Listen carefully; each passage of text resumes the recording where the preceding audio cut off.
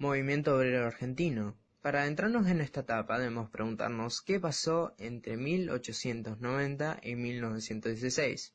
A mediados o finales del siglo XIX hubo una gran inmigración masiva, la cual impactó en la creación de una fuerza de trabajo argentina. La población económicamente activa pasó de 920.000 personas a 3.360.000. Este gran crecimiento se concentró en varones. La mayoría de las personas se alojaron en el litoral y en los polos del crecimiento regional. En este momento, las personas tuvieron y formaron un mundo laboral heterogéneo, en donde estaban las grandes industrias y la tercera parte de la población trabajaba con materia prima.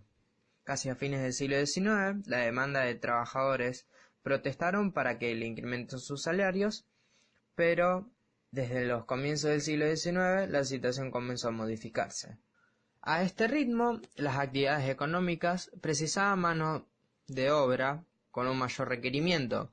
Entonces, este comenzó a crecer más que los flujos migratorios. Este desajuste entre la demanda y la oferta de trabajo creó una inestabilidad en el país y la mala distribución del trabajo. Las transformaciones como ocupaciones y actividades, como el sexo, la edad y la nacionalidad, empezaron a modificarse. El escaso poder adquisitivo hicieron que miles de hombres y mujeres atravesaran la miseria frente a las jornadas de trabajo extensas y el descanso que hasta ese momento no se había establecido. Frente a esto, muchas personas creyeron y empezaron a verse conectadas con la política y el Estado. Ellos reclamaban en los conflictos y las huelgas el surgimiento de las jornadas de 8 horas de trabajo con un día de descanso a la semana, incluyendo la seguridad y la protección del trabajo femenino e infantil. Este grupo socialista trajo trabajadores obreros que gozaban de derechos aristocráticos, como los ferroviarios y los grupos especializados para el movimiento social. Por otra parte, el anarquismo ofreció la revolución clasista y la acción sobre las mejoras inmediatas. Era diverso y heterogéneo.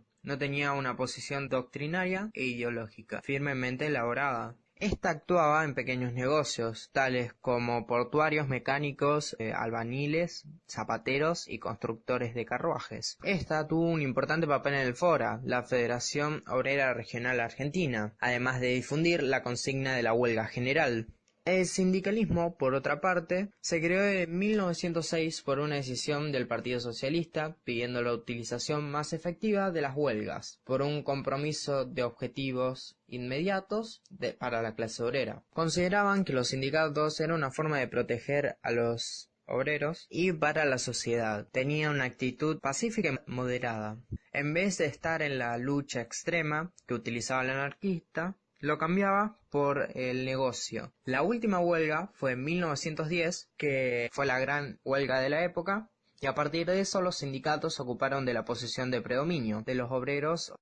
La ley de Sáenz Peña traía cambios emparejados con la sociedad marginal de la clase obrera, pero nunca entre la relación de los obreros y la clase gobernante. Además, el Estado cumplió el rol principal de reprimir las huelgas sindicales. 1916, Hipólito Yrigoyen sube como presidente a favor de la ley de Sáenz Peña. 1919 ocurrió el hecho de la Semana Trágica. 1921 estalla la Patagonia Rebelde, en la cual se oprimían y se fusilaban a los obreros que están en contra de esta ley. 1930 accede Uriburu al poder presidencial con la derrota de Hipólito Yrigoyen con su campaña militar. En 1943 se produce la supuesta revolución de los coroneles, en la cual se derroca al presidente Ramón S. Castillo.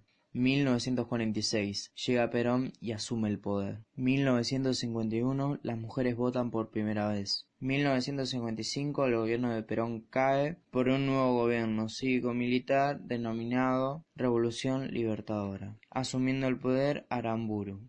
1966 se produce el golpe de Estado contra Iliga. 1969 se produce el Cordobazo, que fue un conjunto de personas que estaban protestando contra el gobierno de Onganía.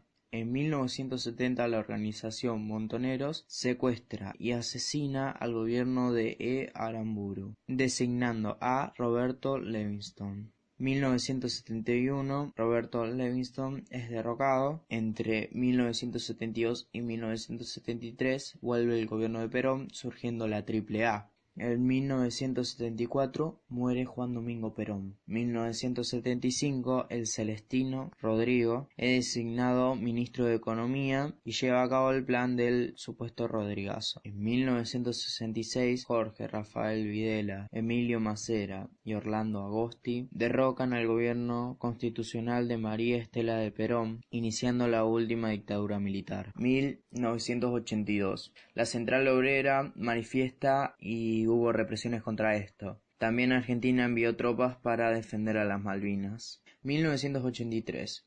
Alfonsín asume el poder. Entre 1984 y 1985, la CGT es unificada y también en ese tiempo se creó el Austral, el cual que impide emisiones monetarias, congelando los precios y los salarios, creando una nueva moneda, el Austral. En 1989 surge la candidatura ganadora de Carlos Menem, comenzando un proceso hiperinflacionario, privatizando diferentes empresas, tales como la televisión y los transportes ferroviarios. 1992 entra el plan de convertibilidad de peso a dólar, el cual se marca el valor de un peso es igual a un dólar. La AT y la CETERA fundan la Central Trabajadora Argentina.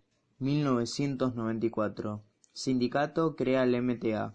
Entre 1997 y 1998, la CETERA reclamó más presupuesto para la educación y contra la ley de educación menemista. También el piquete de obreros se quedó sin trabajo. En el 2000 hubo una reforma laboral contra el sindicato. 2001 las jornadas de resistencia, decretándose el estado de sitio. En 2003 asume la presidencia Néstor Kirchner y este mismo en 2005 dio la finalización del default que había sufrido Argentina. Muchas gracias.